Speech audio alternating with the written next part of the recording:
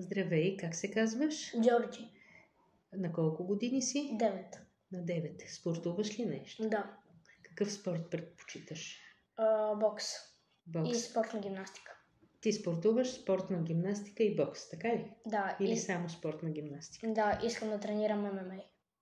Добре, може ли да ми разкажеш какво ти харесва в тези спортове?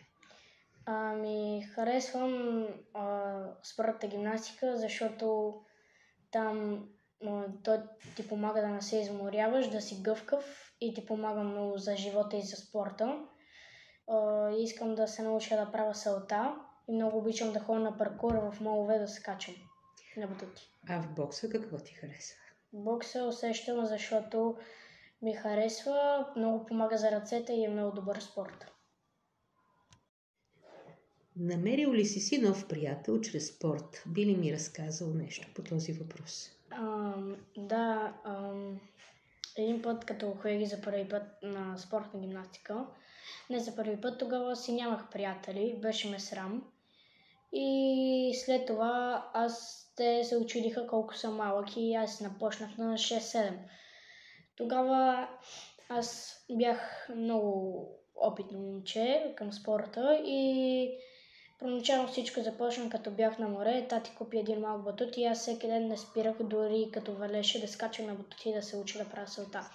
И след това на мен ми хареса и отидах до Иван Вазов, Спартак, да тренирам спортна гимнастика и от тогава те децата много се очудиха, като аз направих предно салто пред тях и го стъпих и треньора. И от тогава аз като почнах да правя салта и по-трудни неща, той тогава му хареса и искаше ме правя шампион, да ходя на състезания.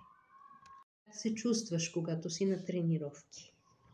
И като влизам, когато почвам да спортувам, се чувствам добре, надъхан и си казвам, че сега ще се науча на по-нови неща, вече съм се научил на по-добри салта и на други, вече трябва да си подобра тези неща и трябва да се науча на по-трудни неща, за да стана много по-опитен и по-добър. Чудесно. А удоволствие изпитваш ли от контакта с другите деца и с треньорите? Да, радваме се, скача малко, някой направи нещо, радваме се, помагаме си. Чудесно. Георги, а има ли в залата деца в неравностойно положение? Тоест деца, които нещо двигателно не са добре или... Да, случило се да скараме, но те са повече малки. В смисъл, да, те не слушат. И вие им помагате, предполагам, или? Да, помагаме. По някой път и ние се е случило някой да се скара с някой, но ние се оправяме веднага. Добре.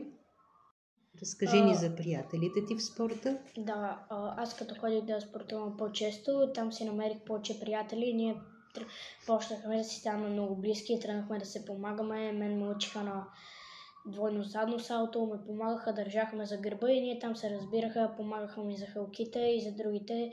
С треньора се разбирахме, не беше груб, децата бяха добри. Те колкото теб ли са или по-големи, по-малки? По-големи, на 9 по-малки. Добре.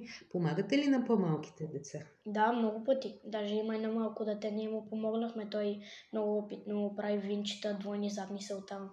Чудесно. Как му помагате? Учиме го, помагаме го, ако се е контузил, разбираме се, помагаме си с неща, когато са ни трудни. Чудесно. Кое е най-вълнуващото нещо, което ти се е случило в този спорт?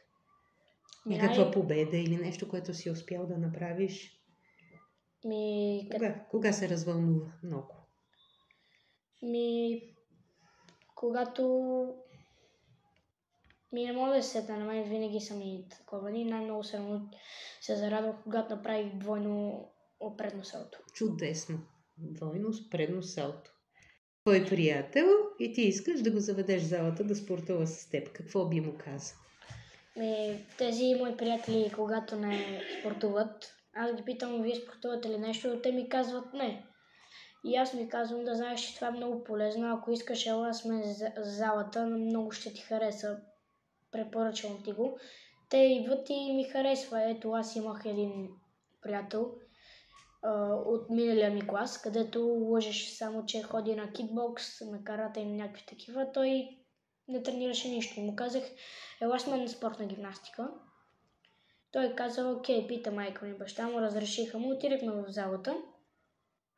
Хареса му, правише предни салта, беше опитно и след това него му хареса и не спираше да идва. Много му хареса, но изведнъж спря.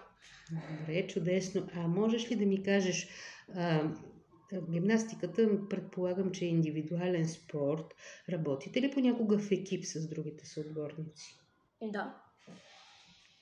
В екип значи да си помагате по някакъв начин, нали така? Да. Въпреки, че това е индивидуален спорт и се състезавате всеки по-отделно, но когато искате да постигнете някаква цел, вие си помагате и работите в екип. Добре. Всъщност, какво би променил ти в спортната зала, за да се чувствате още по-добре там? Какво би направил, ако зависеше от теб? Ако, примерно, аз ви бях треньор ли? Да. Какво ще направиш за децата, за да се чувстват още по-добре и още повече да вярват? Да не се притесняват, ако, примерно, паднат, че на най-добрите ми се случва. И просто да се учат и да не спират и да спортуват. Добре. И треньорите са там, за да ми помагат, не да ми се карат. Добре. Би ли въвел нещо в самата зала, за да бъде добре за всички? Там тренира най-добрия по спортна гимнастика Йордан Овчев. Там той по няколко пъти в залата гледа ни, да мен ни е помагал да правя задно салото. Добре.